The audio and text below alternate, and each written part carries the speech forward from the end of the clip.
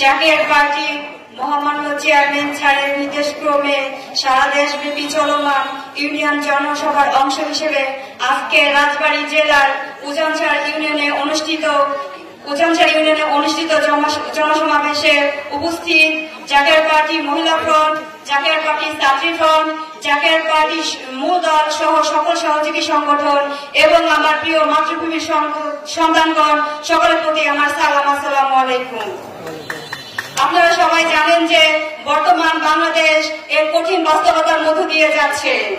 বাংলাদেশের অর্থনীতি আজ এক গভীর সংকটের মুখে দাঁড়িয়ে। দ্রব্যমূল্যের পাহাড়, বেকারত্বের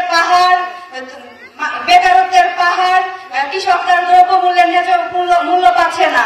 এমন পরিস্থিতিতে আমাদের দেশের মানুষ দিশাহারা হয়ে পড়েছে। দেশের মানুষের শুধু এখন একটাই ভাবনা যে এই দুঃসময় কখন কাটবে। তাই এই দুঃসময় যদি কাটানোর প্রয়োজন হয়ে পড়েছে এখন, তাই এখন দরকার এমন একটি শক্তিশালী সরকার ব্যবস্থা, যে সরকার ব্যবস্থা এই দেশ থেকে দুর্নীতি, মাদক, সন্ত্রাস দূর করে এদেশকে একটি শক্তিশালী অর্থনৈতিক ভিত্তি, নিরাপদ বাংলাদেশ গড়ে তুলবে। তাই সেই ক্ষেত্রে জাকের পার্টির কোনো বিকল্প নাই। জাকের পার্টি একটি আদর্শ কেন্দ্রিক ত্যাগী রাজনৈতিক দল। জাকের পার্টি 36 বছর ইতিহাসে জাকের পার্টি প্রকৃত গণতন্ত্রের চর্চা করে আসছে। জাকের পার্টি কখনোই গণতন্ত্রের বিরোধী কোনো কার্যক্রম করে নাই।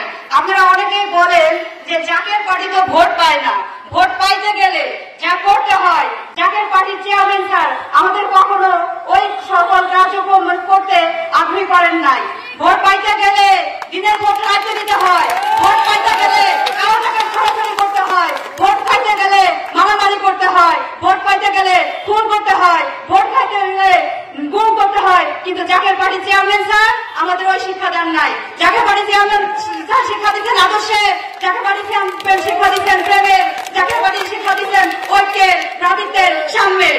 তাই আজকে যদি বাংলার জমিনে শান্তি প্রতিষ্ঠিত করতে হয়, যদি বাংলার জমিনে সকলের অধিকার নিশ্চিত করতে হয়, তাহলে আজকে জাকের পার্টি সময়ের দাবি।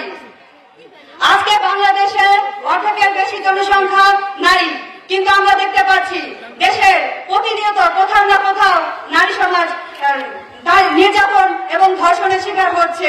এটি শুধু একটি পরিবার নয়, একটি সমাজ নয়, এটি পুরো জাতিকে কলঙ্কিত করছে।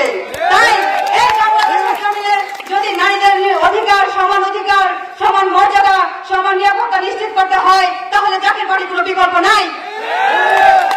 তাই আমার ভাই ও বোনেরা, আপনাদের প্রতি, সকলের প্রতি আমাদের উদাত্ত আহ্বান, আপনারা যা যা জায়গা থেকে সচেতন হন। একটি গণতান্ত্রিক দেশের সব থেকে বড় সম্পদ হচ্ছে সেই দেশের সচেতন নাগরিক। যদি দেশের নাগরিক সচেতন হয়, সেই দেশে দুর্নীতি চলতে পারে না, সেই দেশে অন্যায় অত্যাচার হইতে পারে না।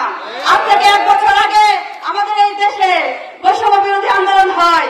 তখন কথা ছিল, তখন এই বাংলার মানুষ, প্রতিটা মানুষ স্বপ্ন দেখেছিল এমন একটি দেশ হবে, এমন একটি সমাজ হবে যেখানে থাকবে না কোনো বৈষম্য। কিন্তু আমরা দেখতে পাচ্ছি যে 1 থেকে 1.5 বছর পার হয়ে গেলেও এই বাংলার জমি থেকে এখনো সেই বৈষম্য তীব্র মাত্রায় বৃদ্ধি পেয়েছে। তাহলে আমরা সারা দেশব্যাপী এত আন্দোলন হলো, সেই আন্দোলন বিনিময়ে আমরা কি পেলাম? বেকারত্বের পাহাড়, নারীদের ন্যায্য অধিকার থেকে বঞ্চিত হচ্ছে। আজকে এই বাংলার জমিনে শান্তিতে প্রতিষ্ঠিত করতে হলে, বাংলার জমিন থেকে অন্যায় দুর্নীতিকে দমন করতে হলে জাকের পার্টিকে ক্ষমতায় আনা এখন সময়ের দাবি।